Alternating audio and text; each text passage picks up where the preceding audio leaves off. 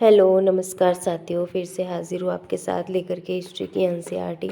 तो class 12th की history की एनसीईआरटी में हमारा 10th चैप्टर चल रहा है विद्रोही और राज, जो कि है 1857 के स्वतंत्रता संग्राम के ऊपर।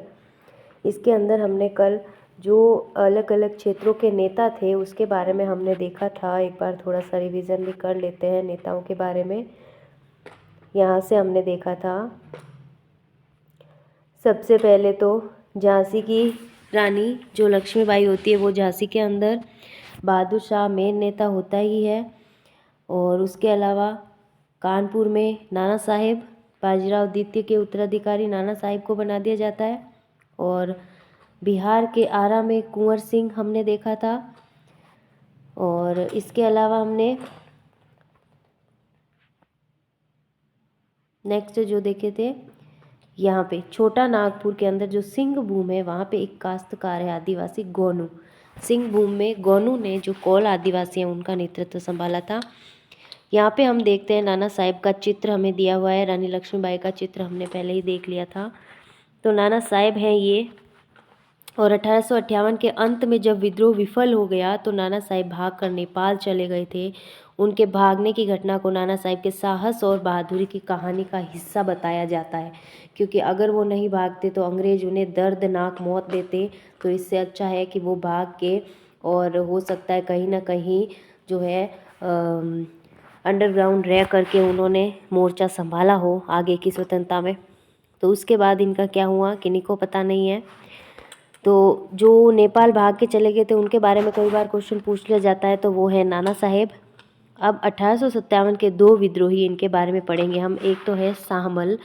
शाहमल जो कि उत्तर प्रदेश के बड़ौत परगना के एक बड़े गांव के रहने वाले थे। एक जाट कुटुंब से संबंध रखते थे जो 84 देश यानी 84 गाँव में फैला हुआ था, बड़ा गांव। इस इलाके की ज़मीन की जो सिंचाई है उसकी सुविधाओं से, ये जो ज़मीन है इलाके की ज़मीन सिंचाई की सुविधाओं से लैस और उपजाऊ थी। और यहाँ की मिट्टी काली नम यानी आर्द्र थी। बहुत सारे ग्रामीण संपन्न थे और लोग ब्रिटिश भू राजस्व व्यवस्था को दमनकारी मानते थे। लगान की दर ज़्यादा और वसूली सख्त थी। नतीजा यह था कि किसानों की ज़मीन बाहरी लोगों के हाथ में जा रही थी। इलाके में आने वाले व्यापारी और महाजन जमीन पर कब्जा करते जा रहे थे। शाहमल ने 84 देश के मुखियाओं और काश्तकारों को संगठित किया। इसके लिए उन्होंने रात के साये में गांव-गांव जाकर बात की और लोगों को अंग्रेज़ों के खिलाफ विद्रोह के लिए तैयार किया। बहुत सारे दूसरे स्थानों की तरह यहाँ भी अंग्रेज़ों के खिलाफ आंदोलन एक व्यापक विद्रोह में तब्दील हो गया। अब विरोध उत्पीड़न और अन्याय के तमाम चिन्हों के खिलाफ होने लगा।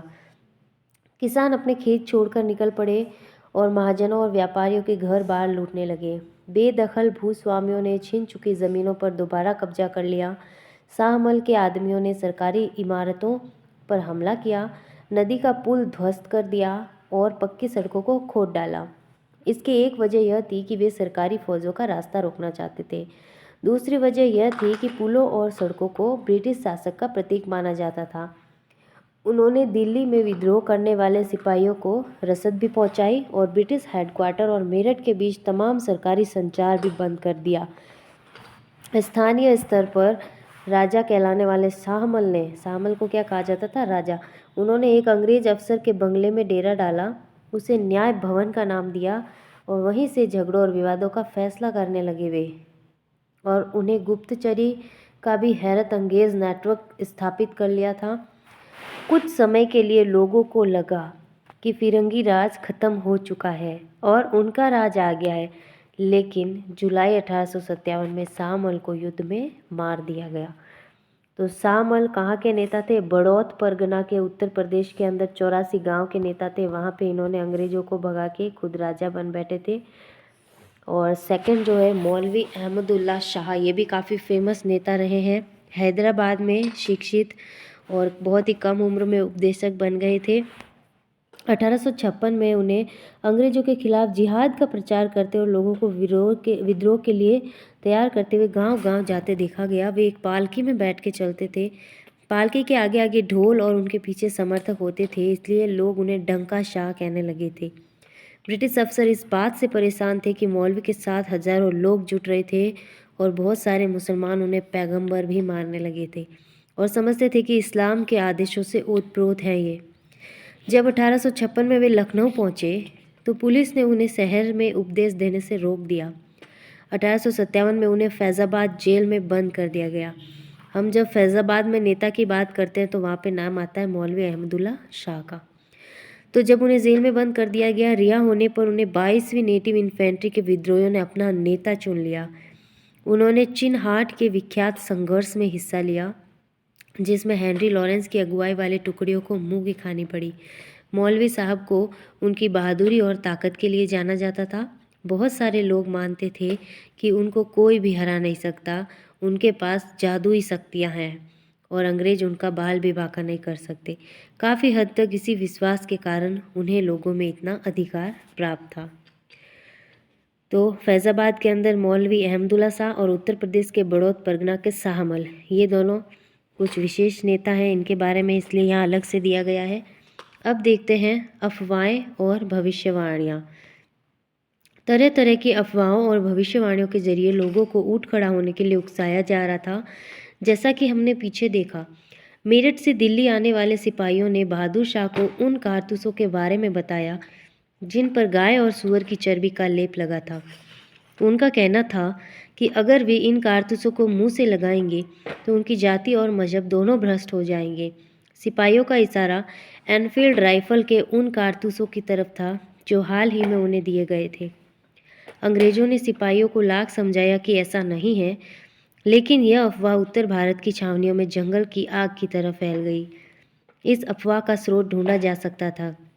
राइफल इंस्ट्रक्शन डिपो में कमांडेंट कैप्टन राइट ने अपनी रिपोर्ट में लिखा था कि दमदम स्थित शस्त्रागार में काम करने वाले नीची जाति के एक खलासी ने जनवरी 1857 के तीसरे हफ्ते में एक ब्राह्मण सिपाही से पानी पिलाने के लिए कहा।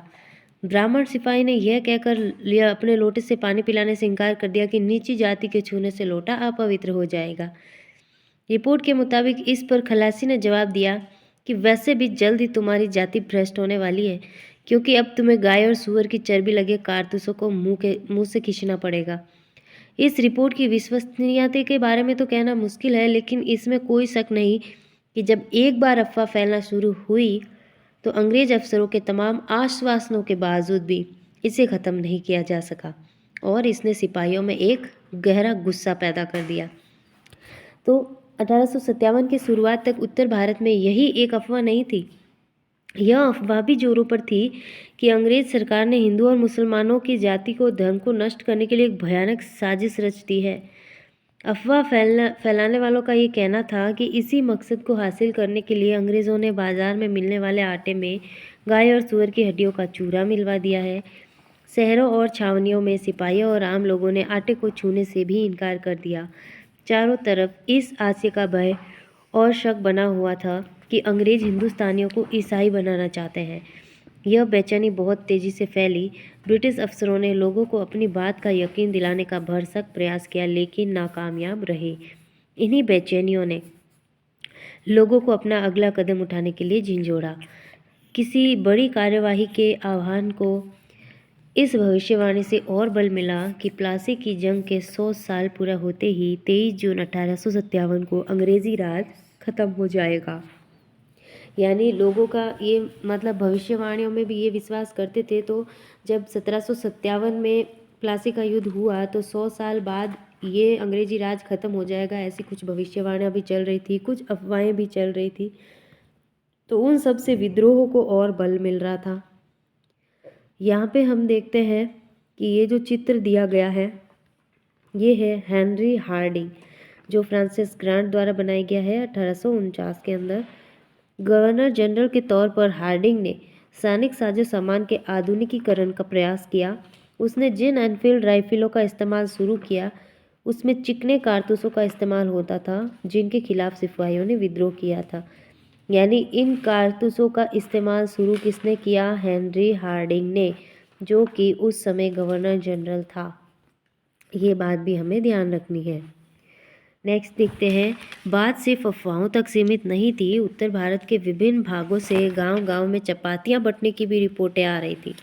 बताते हैं कि रात में एक आदमी आकर गांव के चौकीदार को एक चपाती तथा 5 और चपातियां बनाकर अगले गांव में पहुंचाने का निर्देश देता था और ये सिलसिला यूं ही चलता जाता था।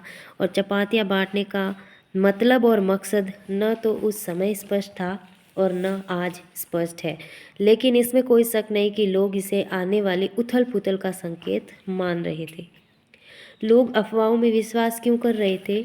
इतिहास में अफवाहों और भविष्यवाणों की ताकत को सिर्फ इस आधार पर नहीं समझा जा सकता कि वे वाकई में सच थी या नहीं। हमें यह देखना चाहिए कि जो उन पर यकीन कर रहे थे उनकी मानसिकता के बारे में इनसे क्या पता चलता है। ये अफवाहें और भविष्यवाणियाँ उनके भय, उनकी आशंकाओं, उनके विश्वासों और प्रतिबद्धताओं के बारे में क्या बताती है? अफवाहें तभी फैलती हैं जब उसमें लोगों के जहन में गहरे दबे डर और संदेह की अनुगूंज सुनाई देती है। अगर 1857 की इन अफवाहों को 1820 के दशक से अंग्रेजों द्वारा अपनाई जा रही नीतियों के संदर्भ में देखा जाए तो उनका मतलब ज़्यादा आसानी से समझा जा सकता है। जैसा कि आपको मालूम होगा कि governor general Lord William Bentinck के नेतृत्व में उसी समय से ब्रिटिश सरकार पश्चिमी शिक्षा, पश्चिमी विचारों और पश्चिमी संस्थानों के जरिए भारतीय समाज को सुधारने के लिए खास तरह की नीतियाँ लागू कर रही थी। भारतीय समाज के कुछ तबकों की सहायता से उन्होंने अंग्रेजी माध्यम के स्कूल, कॉलेज और विश्वविद्यालय स्थापित किए थे, जिनमें पश्चिमी विज्ञान और उदार कलाओं के बारे में पढ़ाया जाता था। अंग्रेजों ने सती प्रथा को ख़त्म करने 1829 के अंदर और हिंदू विधवा विवाह वैधता देने के लिए कानून बनाए थे, जो 1856 में बनाया था। तो 1857 के पहले कुछ ऐसे चेंजेस अंग्रेजों ने किए जिससे उन लोगों में ये विश्वास बैठ गया कि ये अंग्रेज हमारी संस्कृति को ख़त्म करना चाहते हैं, हमें ईसाई बनाना चाहते हैं, हमें बदलना चाहते हैं। अगर आपको ध्यान हो तो 1854 के अंदर जो वुड डिस्पैच आता है, शिक्षा का अधिनियम आता है, उसके अंदर पूरी तरह से अंग्रेजी के अंदर शिक्षा देने की बात कही गई थी। तो कहीं ना कहीं ये जो अफवाहें हैं इनको इन सभी घटनाओं से सच मानने के लिए मजबूर होना पड़ता था। शासकीय दुर्बलता और दत्तकता को अवैध घोषित कर देने जैसे बहानों के जरिए अंग्रेजों ने न केवल अवध बल्कि झांसी और सतारा जैसी दूसरी रियासतों को भी अपने कब्जे में ले लिया था। जैसे ही ऐसी कोई रियासत या इलाका उनके कब्जे में आ जाता, वहाँ अंग्रेज अपने ढंग की शासन व्यवस्था, अपने कानून और भूमि विवाद के निपटारे की अपनी पद्धति और भू राजस्व वसूली की अपनी व्यवस्था लागू कर देते थे। उत्तर भारत के लोगों पर इन सब कार्यवाहों का बहुत गहरा असर हुआ। लोगों को लगता था कि वे अब तक जिन चीज़ों की कदर करते थे, जिनको वे पवित्र मानते थे, चाहे राजे रजवाड़े हो, चाहे सामाजिक धार्मिक रीति रिवाज हो या भू स्वामित्व, लगान अदायगी की प्रणालियाँ, उन सबको ख़त्म करके एक ऐसी व्यवस्था लागू की जा रही थी जो हृदयहीन, पराई और दमनकारी थी। यानी लोगों को कहीं ना कहीं ऐसे लग रहा था कि हमारी संस्कृति ख़त्म हो रही है। इस सोच को ईसाई प्रचारकों की गतिविधियों से और भी बल मिल रहा था। यानी कि जो ईसाई धर्म के प्रचारक हैं वो अपना धर्म फैलाने में लगे हुए थे। ऐसे अनिश्चित हालात में अफवाहें रातों रात फैलने लगी थी और सन 1857 के विद्रोह के आधार का विस्तार से पता लगाने के लिए आइए अब हम अवध का नज़दीकी से अध्ययन करते हैं। अवध 1857 के इस भव्य नाटक का बहुत बड़ा केंद्र था। ये जो अवध में विद्रोह की फर्स्ट लाइन है ना, इससे बहुत बार एज इट इज़ ये लाइन देख के क्वेश्चन बना है कि ये लाइन किसने कही है या फिर किसके बारे में कही। ये अवध के बारे में कही गई है, अवध रियासत के बारे में। और 1851 के अंदर इस लाइन को बोला है गवर्नर जनरल लॉर्ड डलहौजी ने कि ये गिलास फल यानी चेरी एक दिन हमारे ही मुंह में आके गिरेगा। ऐसा कहा था लॉर्ड डलहौजी ने कि अवध के बारे में आप चिंता मत करो, ये गिलास फल एक दिन हमारे ही मुंह में आके गिरेगा। और वैसा ही हुआ।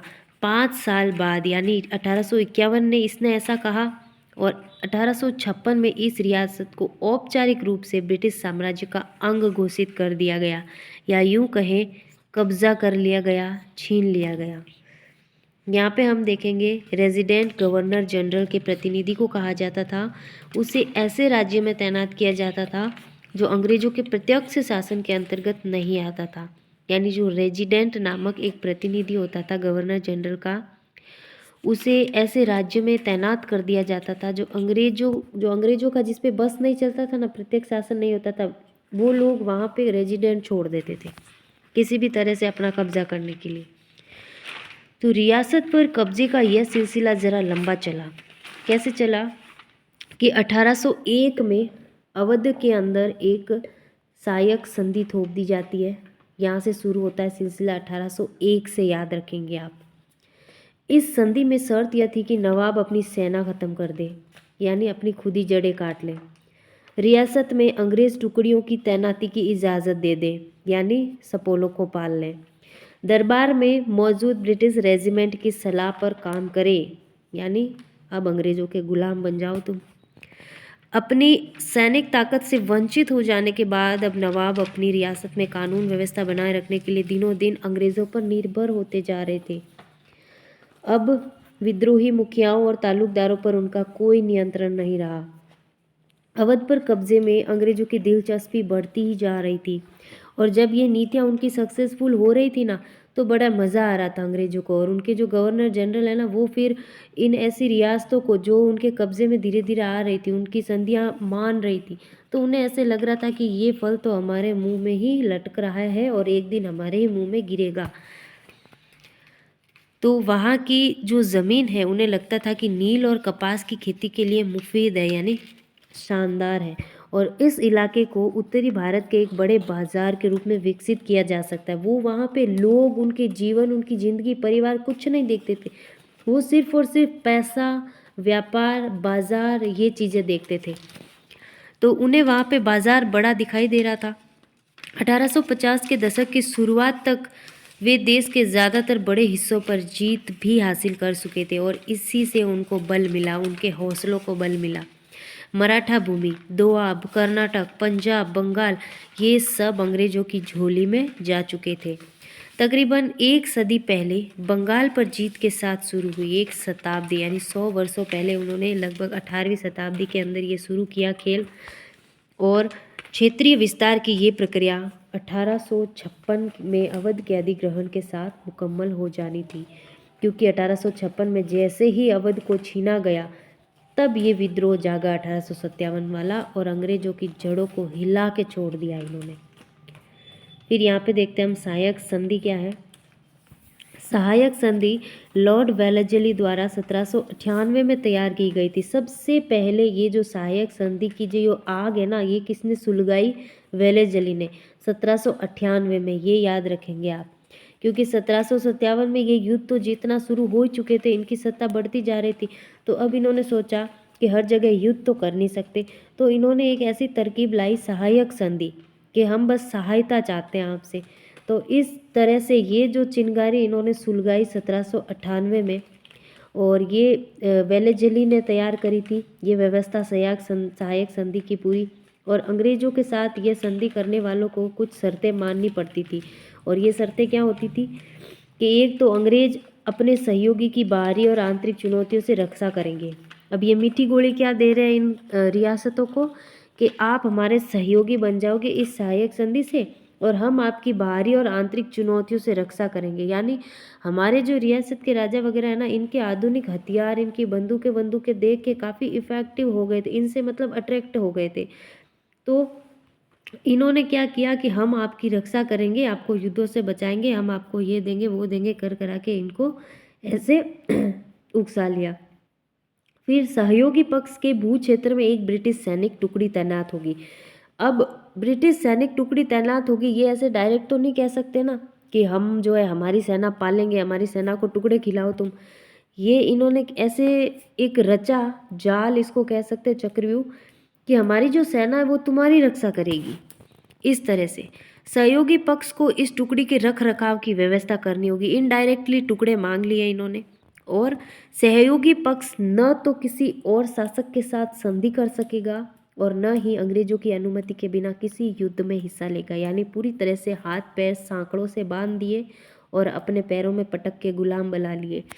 अगर इसको इनडायरेक्टली समझे अपन, तो यानी जो संधि करेगा वो पूरी तरह से अंग्रेजों की बात मानेगा, अंग्रेजों की अनुमति के बिना अब वो न तो किसी युद्ध में हिस्सा लेगा, न तो किसी राजा का वो साथ दे पाएगा बेचारा चाहते हुए भी, और न किसी से साथ मांग पाएगा, किसी से संधि नहीं कर पाएगा। पूरी तरह से तोड़ दिया, एक तरह से फूट डाल दी एक दूसरे के अंदर। तो ये कुछ नियम है जो वेलेस्ली ने शुरू करी 1798 में, इनको आप याद रखोगे। और ये खुले तौर पे दिखता है कि ये तो सब कुछ मतलब हाथ में लेने की तरकीब है, लेकिन फिर भी नहीं समझ पाए बेचारे राजा, और इन्होंने ये जो है संधियाँ करनी शुरू कर ली। अब देह से जान जा चुकी थी। तो देखते हैं इस गहरी पंक्ति का अर्थ। लॉर्ड डलहौजी द्वारा किए गए इस अधिग्रहण से तमाम इलाकों और रियासतों में गहरा असंतोष था। कौन सा अधिग्रहण? इस अवध का 1856 में करने के बाद। लेकिन इतना गुस्सा कहीं नहीं था जैसा उत्तर भारत की शान कहे जाने वाले अवध की रियासत में था। अब ये ऐसा तो है नहीं कि 1856 में जाके अचानक से इसने किया और वो सब कूद के आ गए विद्रोह करने के लिए, नहीं। इसने शुरू कर लिया था 1798 में। बहुत सारी संधियाँ इन्होंने की, बहुत सारी। वहाँ पे कोई कुछ नहीं बोला, कोई विद्रोह नहीं हुआ, अगर हुआ थोड़ा बहुत तो वो दब के रह गया। लेकिन ये विद्रोह इतना ज़्यादा क्यों फैला?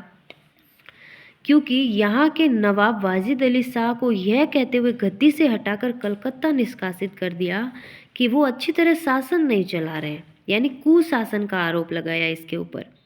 और ब्रिटिश सरकार ने ये निराधार निष्कर्ष भी लगा दिया कि जो वाजिद अली शाह है वो लोकप्रिय नहीं है, मगर सच तो यह है कि लोग उन्हें दिल से चाहते थे। जब वे अपने प्यारे लखनऊ से विदा ले रहे थे, यानी उन्होंने संधि करके अपना अधिग्रहण ले लिया और उन्हें बोल दिया तुम तो शासन अच्छे से नहीं कर रहे हो, हम करेंगे पूरा शासन और तुम निकलो यहाँ से। कहाँ भेजा इसको कलकत्ता भेज दिया।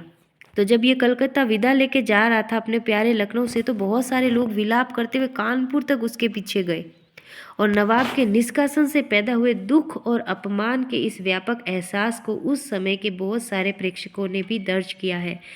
एक ने तो लिखा था कि देह से जान जा चुकी थी, शहर की काया बेजान थी, यानी शहर की रौनक हमारे राजा यहाँ से जा चुके हैं। कोई सड़क, कोई बाजार और घर ऐसा न था जहाँ से जान आलम से बिछड़ने पर विलाप का शोर न गूंज रहा हो। एक लोकगीत में इस बात पर शोक व्यक्त किया गया है कि अंग्रेज बहादुर आइन मुल्क लई लीनो।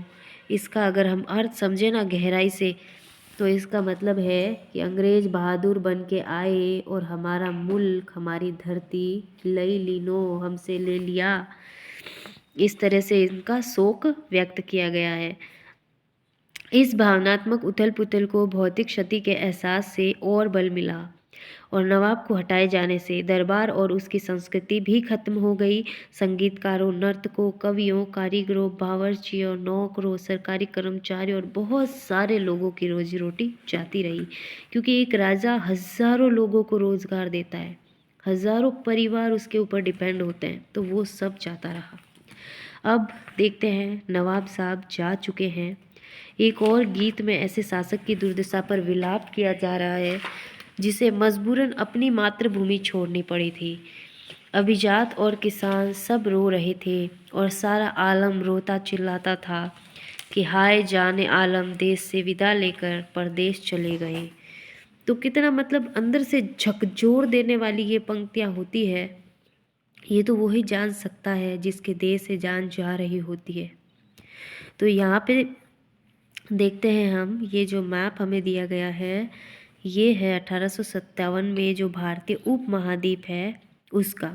और यहाँ पे ये जो हमें ऑरेंज कलर दिखाया गया है, ये दिखाया गया है ब्रिटिश राज्य के अंतर्गत जो भारत की सीमाएं आती है कि कहाँ कहाँ उन्होंने अधिग्रहण कर लिया था। ये देखिए, राजस्थान में हालांकि ये कम कर पाए थे, दिल्ली, पानीपत, पंजाब, इधर उत्तर पश्चिमी भारत, और ये मध्य भारत, अवध, लखनऊ, बनारस, पटना, ये पूर्वी भारत पूरा, क्योंकि पूर्व से इन्होंने जड़ें डालनी शुरू की तो यहाँ पे तो खूब इन्होंने रंग जमाया।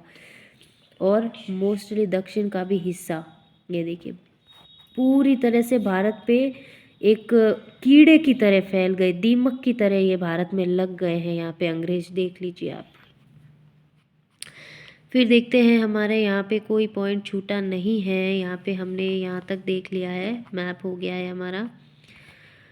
अब जो हमारा नेक्स्ट पॉइंट होगा, फिरंगी राज का आना और एक दुनिया का खात्मा किस तरह से होता है, इस पॉइंट को फिर से ज़ोर और शोर के साथ पढ़ेंगे कल नए वीडियो में। तो आज के लिए बस इतना ही। बहुत बहुत धन्यवाद आपका। बने रहे इसी के साथ, जुड़े रहिए और जोड़िए अपने साथियों को भी और अपना सपोर्ट हमें दीजिए, हमारा मनोबल बढ़ाइए ताकि हम और अच्छा प्रदर्शन कर पाएँ आपके लिए। बहुत बहुत धन्यवाद। नमस्कार।